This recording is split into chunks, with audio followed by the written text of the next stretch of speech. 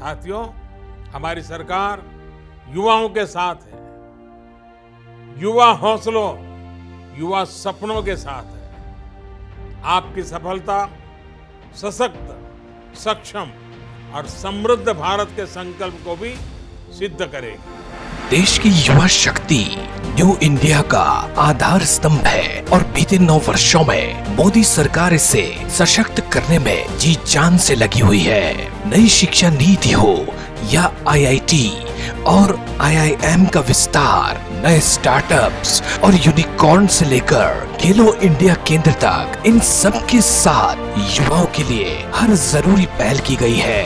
युवाओं को भारत की शक्ति मानते हुए मोदी सरकार नव भारत निर्माण के लिए युवाओं को तैयार कर रही है। विभिन्न क्षेत्रों में उत्कृष्ट प्रदर्शन कर रहे और राष्ट्रीय प्रगति में योगदान दे रहे युवाओं को प्रधानमंत्री श्री नरेंद्र मोदी जी स्वयं हर मौके पर प्रोत्साहित करते रहते हैं। युवाओं के लिए रोजगार सृजित करने के लिए मोदी सरकार द्वारा रोजगार मेले का आयोजन लगातार किया जा रहा है, जिससे युवाओं को रोजगार के व्यापक अवसर मिल रहे हैं। पूरे भारत में 1524 रोजगार मेले के आयोजन से 2,48,596 युवाओं को रोजगार प्राप्त हुआ है। युवाओं के कौशल विकास के लिए जुलाई 2015 में मोदी जी के नेतृत्व में प्रधानमंत्री कौशल विकास योजना का आरंभ हुआ। योजना के अंतर्गत अब तक 1,37,24,226 युवाओं को प्रशिक्षित किया गया।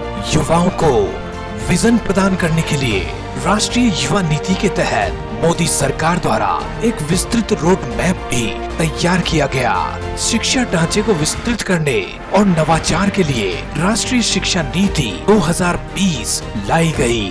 भारत के नागरिकों को और सशक्त करने के लिए उन्हें ज्यादा से ज्यादा अवसरों के उपयुक्त बनाने के लिए इस एजुकेशन पॉलिसी में खास जोर दिया गया।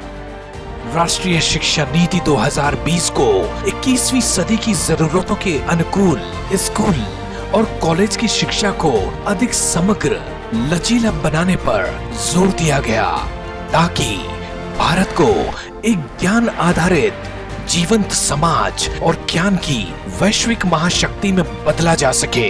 इस नीति का प्रमुख लक्ष्य 2030 तक शिक्षा प्रणाली का कायाकल्प करना है। बीते 9 वर्षों में मोदी जी के अथक प्रयासों से 7 आईआईटी, 7 आईआईएम, 16 IIIT का लोकार्पण और 5000 ITI स्थापित हुई है। इसके अलावा मोदी सरकार में प्राथमिक शिक्षा प्रणाली में सुधार के लिए मॉडल स्कूल के रूप में पीएम श्री स्कूल के तहत 14,500 विद्यालयों का निर्माण हुआ। कुपोषण को खत्म करने के लिए मोदी सरकार ने 2021 से 2026 के बीच पीएम पोषण योजना को 54,061 करोड़ रुपए का बजट आवंटित किया और इसके तहत अब तक 11,20,000 विद्यालयों के लिए 11 करोड़ 80 लाख का बजट आवंटित किया। 11 करोड़ 80 लाख बच्चों को कुपोषण का शिकार होने से बचाया जा चुका है।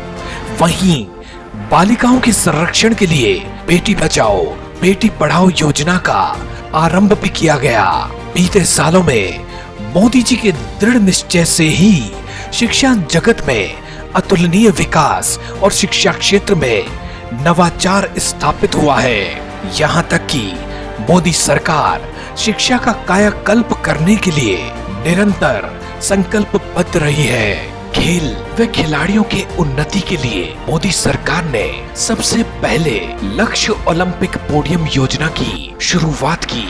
योजना के तहत भारत के शीर्ष एथलीटों को सहायता प्रदान की जा रही है। स्पोर्ट्स, खेल हजारों वर्षों से भारत की सभ्यता और संस्कृति का हिस्सा रहा है। आजादी के अमृत काल में देश अपनी विरासत पर गर्व के साथ इस परंपरा को पुनर्जीवित कर रहा है।